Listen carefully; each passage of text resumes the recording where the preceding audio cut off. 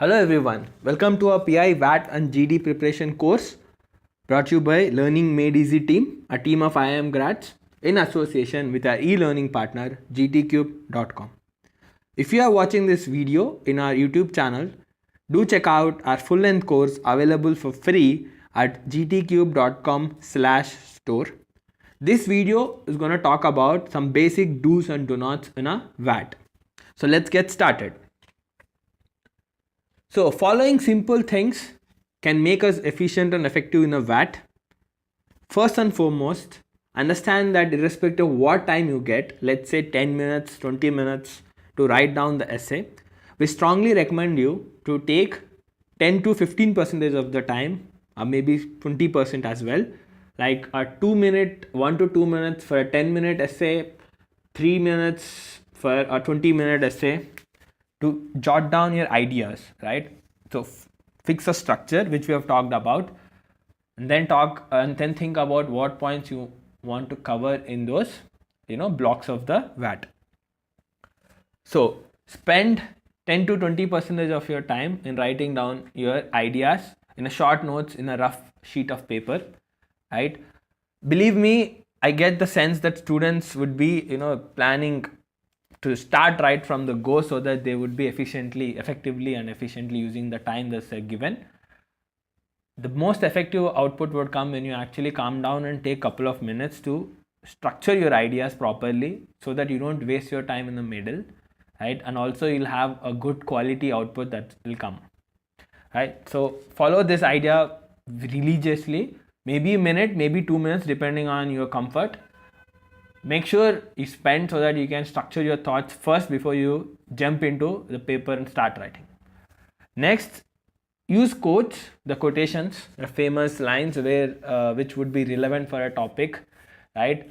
Believe me, that would have a good positive impact in the beginning, but do not force fit any quotation, right? So what I would recommend you is Google some quotes for classic topics like about the health, about the education, about the rural, about the farmers, all of those things, so that they might be helpful, right? Some generic quotes could help you in multiple places, but again, do not force fit it just because you know a quote and you just have to write a quote in the beginning. It's not a mandatory thing, and there are topics where you can't use quotes, and that's fine. So do not try to spend time, like a minute of time, to figure out which quote would suit best, right? It should come instinctively for you. If it is coming out, it's fine, otherwise skip it. But make sure that you also define the topic properly in the introduction paragraph, right? The first block should be about introducing the topic. If there are any jargons or any keywords in the topic, there's no harm in writing a couple of lines explaining what it means, right? Like I was talking about HDI, right? Our happiness index, it's one of the things. So you can just write a couple of lines, or GDP related thing that the topic is talking about. So there's no harm in spending time so that you can introduce the words in the topic and introduce the topic as a whole in the first paragraph, maybe in 5-6 lines, and then get into your arguments after that. Do not just start right from the start writing your arguments, right? Also be neutral. If the topic is asking you to take a, what do you call it, so is this a good thing to do, or is this the good or the bad side of it? Always show both the sides. So as I was talking in the structure, spend some amount of your energy and the time and the words as well on one side, and also some words and the energy and time on the other side. Do not just write one side of the argument and leave the VAT there, right? You should always be showing that you are someone who can think from all the possible aspects, dimensions, and then take a best decision based on what's good for the greater set of people, right? So do not favor only one side of the topic if the topic is allowing you, that chance, right? Unless if the topic is already deciding that this is the best thing to do, so how should I do it, you can just talk only on that side. Fourth, write data. This is something very similar. Anything you talk, anything you write, anything you put it anywhere in this whole interviews, it's always best if you can actually back it up with data as much as possible, right? Any argument would sound really sensible and also very difficult to rebut if you have actually proper data justifying or backing it up, right? It's very difficult to say no.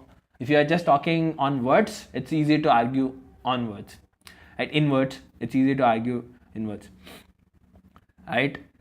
So as I said, when you research the topic, you note down the stats, try to revise them regularly so that you would be a person ready with a lot of information, statistics and data to handle this WAD, group discussion and personal interviews. Very, very important point, please complete your WAT, right? I see this as a problem for many students, right? In the pursuit of making it a top quality article, as if like they're submitting it for some international research magazine or some other purpose, whatever. They do get into this mode of writing, picking up nice quotes, picking up nice words, maybe thinking about some statistics, maybe thinking on something or the other. They write it slow in the pursuit of having a good writing, and all of that they somehow manage to not complete the VAT in the given time. See, everything else takes the back seat. The most important thing is that you have to complete your VAT in the given amount of time. Okay, do not do this stupid thing of not completing it in the pursuit of excellence or something. Use a structure, right? As I said, work on some structures beforehand, so that when you see a topic, whichever, like for an abstract topic, the structure I've talked in the earlier video would not make sense.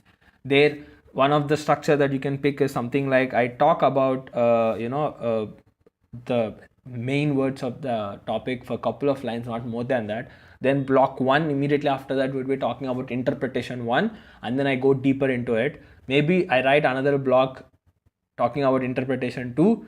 Maybe if there's scope and time, I might do the interpretation 3 and then conclude it saying that it's an abstract topic where people can interpret it in any way, and I have just shown some of the possible interpretations here, right? And there's no limit to interpreting things like this.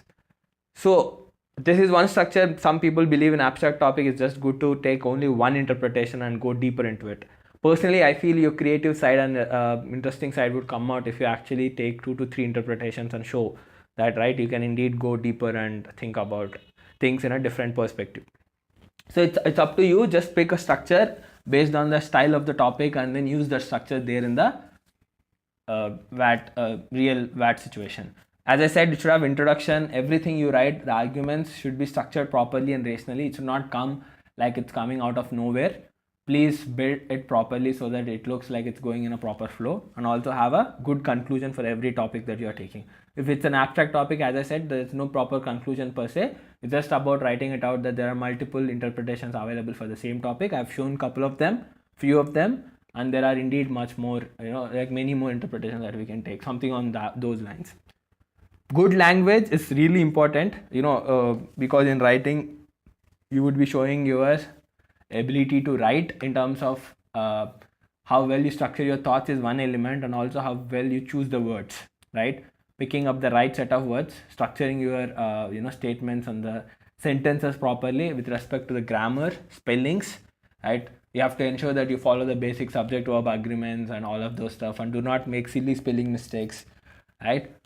There's no need to show your vocabulary skills. If you have good vocabulary, it's good to use, but it's not going to be like the most important thing at all, like, are very important per se. If you have someone who has a simple and lucid style of writing, do stick to it. There's no harm in that. Believe me, it's not that people who write with some nice words would get more marks than people who do not. There is much more to writing than just using some high level vocab words, right? So do not spend time or think, trying to be a thesaurus and searching for alternate words in your mind for each word, a simple word. It's fine, completely fine to write simple. Most of the people might like a simple language as well, but most important thing is just ensure that you use proper grammar and structure in your sentences so that it does not look unprofessional, or obviously avoid all those SMS languages and all those slang words if you have any habit of using them. Then handwriting, it's really important because you're not typing here, you're rather writing it, and at the end of the day they are going to read the your handwriting. So just make sure that you write with a good handwriting. So with the handwriting, you should ensure that you practice the handwriting. So everyone has a certain level of goodness or badness in their handwriting. So just make sure that you just do your best with respect to handwriting, and that comes through practice, right? Do not hurry in the end and just write it very badly. Plan out so that you actually maintain a consistently good handwriting right from the start to end, right? In general, your handwriting might be too good, too bad.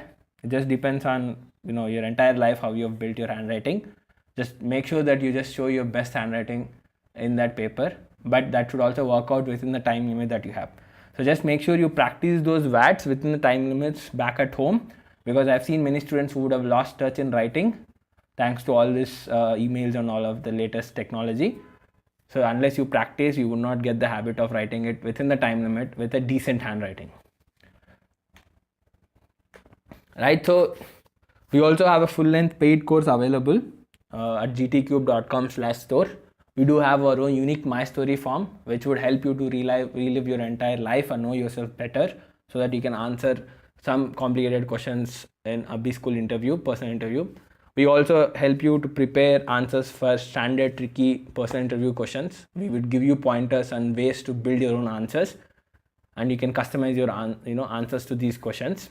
We also talk about some frameworks to help you structure your thoughts in a better manner for a group discussion, a WAT, or a personal interview.